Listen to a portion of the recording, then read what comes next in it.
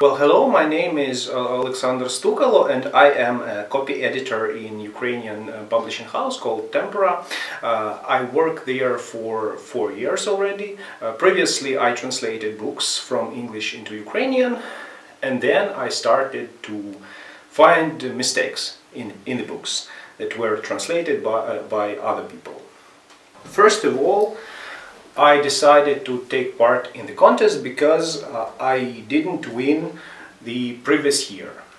Previously I took part in this same contest, but I didn't maintain to make a proper translation, and there were some mistakes in this translation.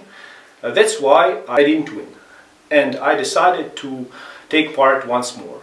I took part once more this year, and I won this contest. That's why I will go to Czech Republic, and I will take part in the seminar among other people, seminar, Bohemistic seminar. And this is very good for me, and I'm glad to receive such an honor to visit the seminar in Czech Republic. Now I will say some words about the book. The chapter was called Divizna Velkokvieta Kviet, and the book is called Dotmi, Into the Darkness. The author is Anna Bolava. The book is rather, it's 200 pages, and the chapter contained probably 15 of them, and it took me 4 days to cope with the translation. The most difficult part of the translation was, of course, to find time and place to translate, because you need to concentrate on the book, you need to concentrate on the translation, and you need to find some cozy, good place for you to sit and to translate without someone to break you, to interrupt you. That's why I did my translation my parents' place. I went there in winter, and I had days off. I was off work. It was around New Year. I had my week of translation.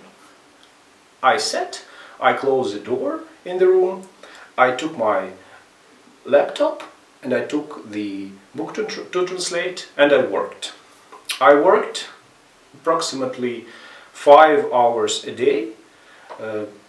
I did a page for an hour, like a page for an hour and a half, and it took me 4 days to cope with the chapter.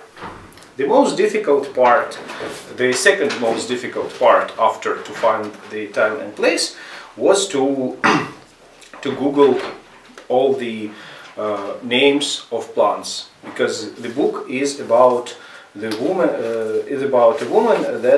who collects herbs, who collects plants, and that's why there are a lot of different names there. Different plants, different names, and of course you need to Google them, Google all of them, and to find the proper names in Ukrainian for all the plants. You don't need to invent some new bicycles. Don't involve your fantasy. Google and find.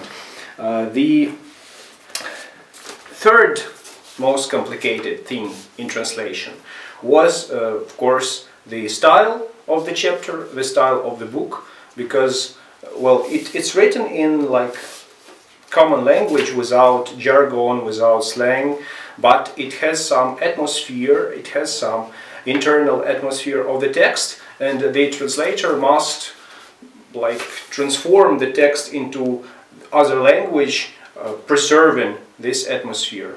And to preserve this atmosphere you must work hard.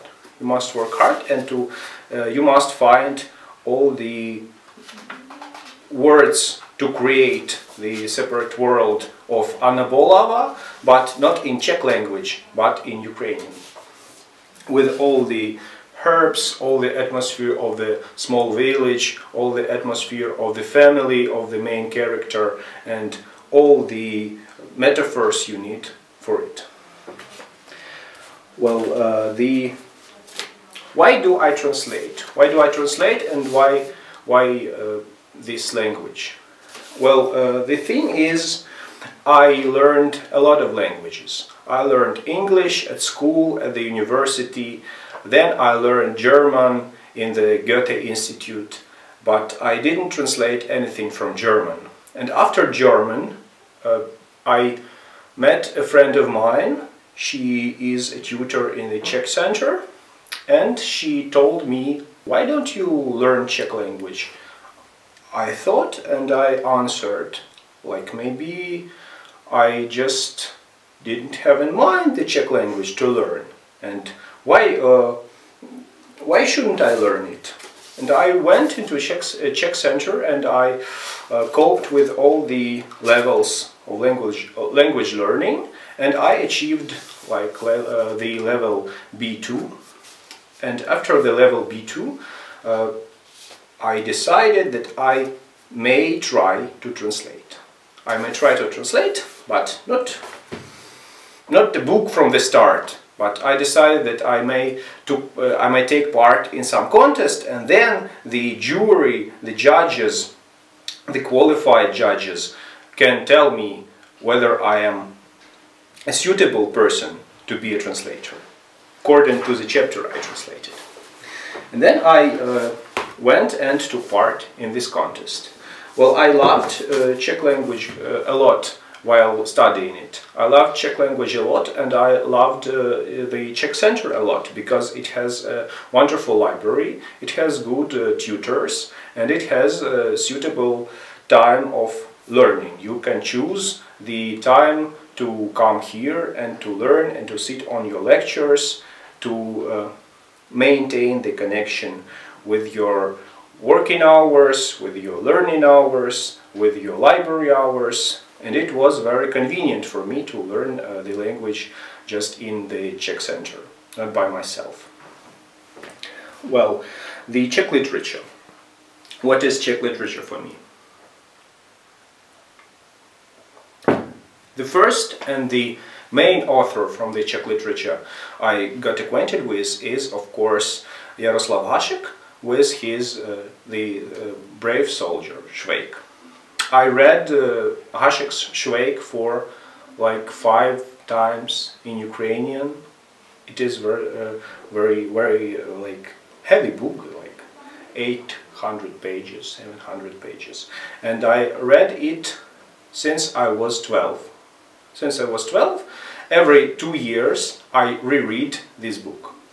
After I reached probably B1 level in the Czech Center, I tried to read in the Czech language. Švejk in Czech language is also very good, and after reading it in the original language, my first thought was that the so-called main translation of Švejk into Ukrainian was made in 1956.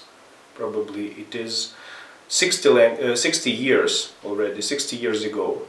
And I thought that Švejk should be translated in Ukrainian once more, like in a proper way, once more, not because the previous translation was poor or not suitable.